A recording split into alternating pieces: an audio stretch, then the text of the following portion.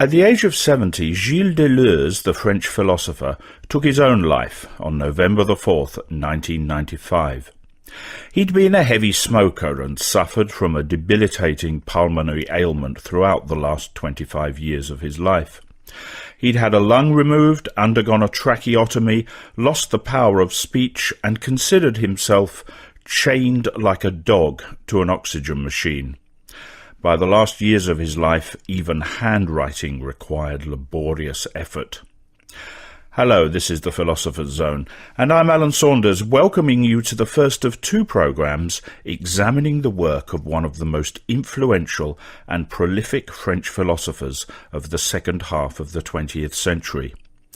To guide us around the deep and complex subject of Deleuze's thought, we're joined by Robert Sinnerbrink, who teaches philosophy at Macquarie University and is chair of the Australasian Society for Continental Philosophy. Robert, welcome to the show. Thanks for having me.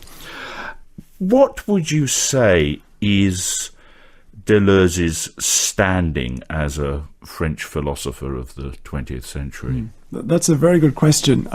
French philosophers, I think they tend to be grouped together as a single bunch or a single group. People will often talk about the French philosophers of the 60s or the French post-structuralists. But Deleuze seems to fit very uneasily into any kind of straightforward category. I think among those philosophers, let's say Deleuze, Michel Foucault, Jacques Derrida and others, he seems to be the one philosopher whose work has really, I think, been taken up in all sorts of different areas, probably in the last 20 years or so in the English-speaking world, in ways I think would have been very hard to predict. So you have, for example, in film and media studies, a huge interest in Deleuze in areas like, ecology, ecological thinking, areas like architecture, as well as philosophy and ethics more generally. I suppose the thing that's striking about Deleuze is a very idiosyncratic relationship to the history of philosophy, and at the same time, a real passion for inventing new ways of doing philosophy. And it's those two aspects, I think, that make him very distinctive. Well, you talk about the very many areas in which his work has been taken up, and of course he himself makes reference in his work to a vast range of topics: differential calculus, thermodynamics, geology, molecular biology, population genetics, ethology, embryology, anthropology, psychoanalysis, economics and linguistics, and of course film studies, to which he contributed. But just to take one of the areas that you mentioned and to look perhaps at what sort of practical effect his thought might have had, how did he affect ecological thinking? Well, again, it's interesting to think about philosophers in terms of traditions, and I think Deleuze is one of those philosophers. And there is a tradition in philosophy of, you might call it vitalism or romanticism or philosophies of life, and that there are other ways of describing this kind of philosophy. Process philosophy is another term that we use. And for me, Deleuze has been taken up, I think, in interesting ways in relation to, ways of thinking about the environment or about nature, about ecology, about animals, because of his interest in life, or life construed very broadly. I said before, he's a kind of vitalist philosopher. His mentor, one of the key influences, I think, for his early thought was certainly Henri Bergson, who was, probably the most famous French vitalist philosopher, as well as Nietzsche, Hume, and others as well. But it's this focus on nature, on life, and the way philosophy can enliven and, if you like, open up a different way of relating to the natural world that has been taken up in all sorts of interesting ways. So, relating to the environment as though we are part of it, we're a kind of expression of or a constituent part of a larger whole that we have to understand holistically, dynamically, as a kind of complex system where, things are interconnected in complex ways, but at the same time there's enormous differentiation and individuation, and how to think those two dynamics together, individuation on the one hand and a kind of complex whole on the other that's dynamic and in motion and constantly transforming. He has an interesting view on how philosophy gets done. A lot of us think that philosophy has got something to do with Socrates wandering around the Athenian agora asking awkward questions, or the dialogues of Plato, or at least the modern academic seminar, a lot of people talking. But he thinks that thought takes form in writing, not in dialogue, not in discussion. No, that's a very good point. And it's also one of the things that people have been troubled by, or at least, there is a line of criticism of Deleuze as a philosopher who doesn't really like to argue or debate or engage in that kind of philosophical to and fro that we tend to think of as part and parcel of philosophy, the philosophy seminar, the debate, the discussion, the arguments, the objections that, are the lifeblood of philosophical discussion.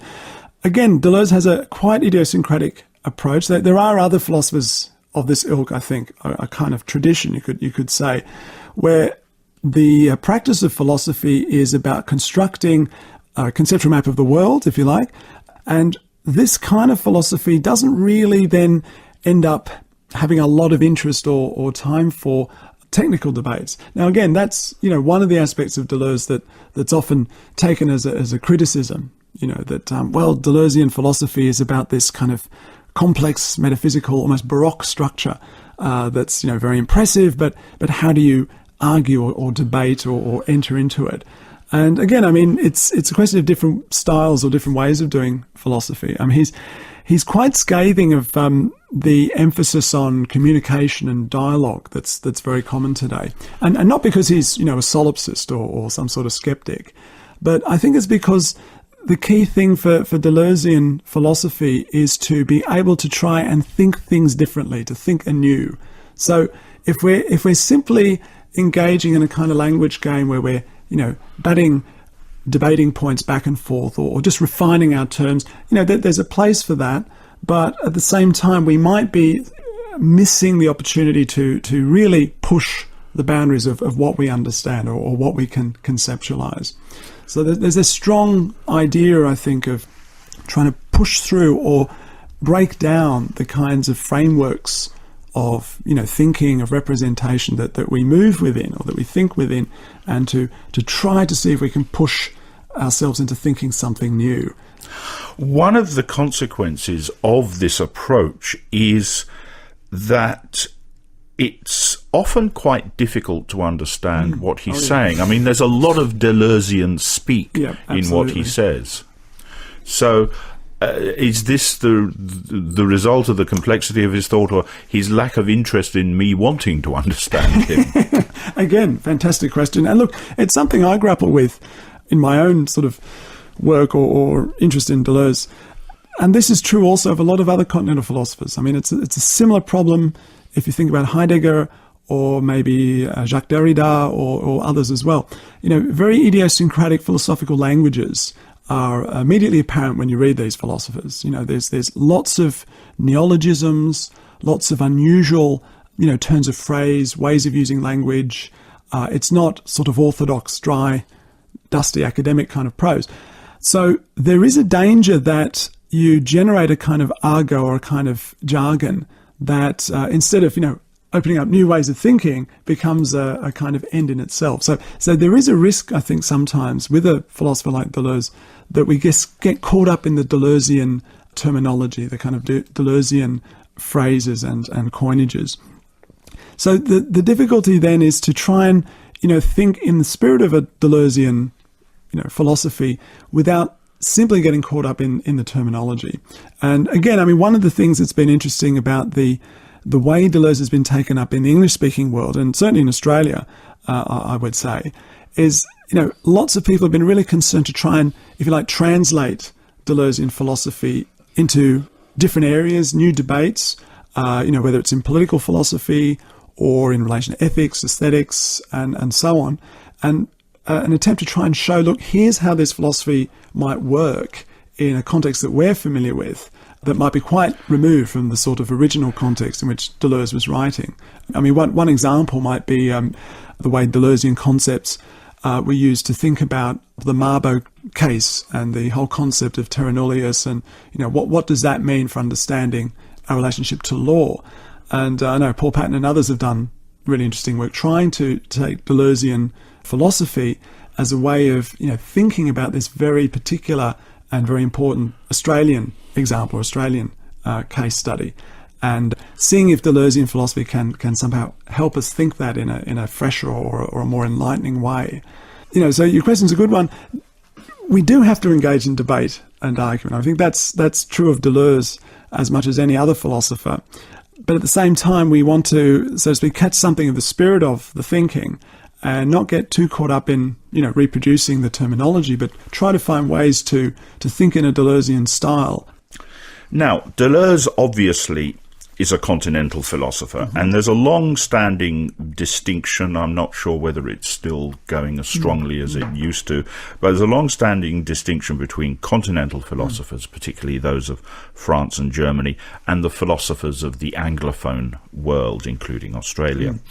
And in a way this hinges on the difference between two great movements of thought that really have their origins in the 17th century, rationalism and empiricism. Rationalists, the great European philosophers, say that we can have knowledge by virtue of our rational nature.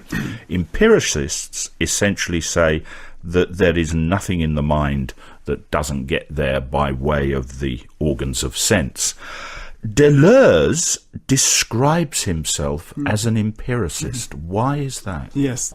There's an element of provocation there. I mean, Deleuze's context, I think, as a young philosopher, was very much dominated by, what historians of philosophy often call the three H's, so Hegel, Husserl and Heidegger. So there's this strong connection to Hegelian philosophy, Hegelian idealism, done in the French style, which is different from, say, British Hegelianism, and of course phenomenology, German phenomenology. So those were really dominant currents in post-war France.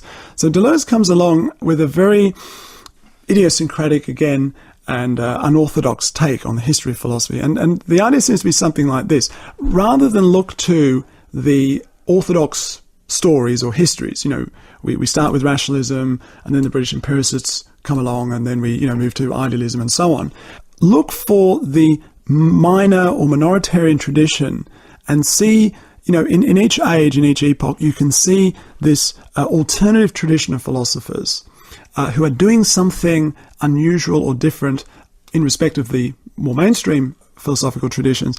Look to those minor philosophers and see what it is that they're doing that's striking, that's unusual, and you'll usually find something like what Deleuze calls a philosophy of immanence, basically a kind of empiricist philosophy grounded in experience, but not, if you like, experience strictly taken in an epistemological sense, as in, where's knowledge come from? It comes from experience. Deleuze is much more interested in asking the question, well, how can experience be transformed? What are the conditions of real experience, not just possible experience, as Kant's question was? Now that immediately, if you pose the question that way, you're not just asking, what can I know? You're asking, what can I think and what can I become? So it immediately takes on a kind of transformative aspect. And that fits, again, with this very, if you like, vitalist process philosophy orientation that Deleuze's metaphysics has.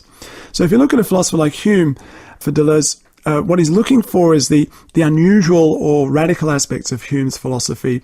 So he offers, again, a very original reading of Hume as a philosopher who's done away with this transcendental realm that becomes so important with Kant, and offers instead a radical immanent philosophy, a radical empiricist philosophy, where we don't have to go beyond the conditions of experience to explain experience.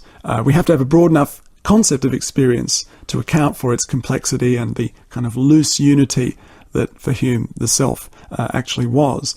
And for that you need to look at things like habit, association, the kind of mixture of psychology and naturalistic philosophy that Hume was famous for. So, that's just one example, but what you find there is, an emphasis on experience in a very broad sense, a kind of skepticism towards any kind of transcendental or otherworldly realm, and a focus on, how experience can be transformed.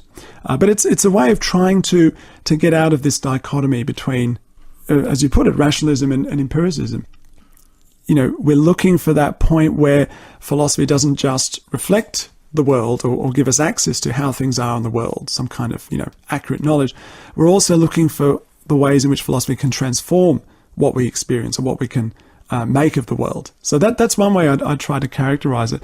And in that sense, Deleuze is a continental philosopher is again unusual because he doesn't have the same kind of skepticism towards, say, science and other forms of philosophy as you can find in some continental philosophers. As you mentioned before, he draws very readily on all sorts of disciplines, including mathematics and physics and so on. But the way in which the philosophy is supposed to relate to those disciplines is more a constructive one, creative one, where we're not trying to, so to speak, just get the world right and see what it's like. We're trying to draw from experience, and that includes domains of knowledge. We're trying to draw concepts out that will allow us to, again, experience things in a richer or more vital or a transformative kind of way. On ABC Radio National, you're with the Philosopher's Zone, and I'm talking about the philosophy of Gilles Deleuze with Robert Sinnerbrink from Macquarie University. Robert, let's move to a central theme in Deleuze's thought, and that's difference. What did he mean by difference, and why was it important to him? Right, yeah, that's the big question.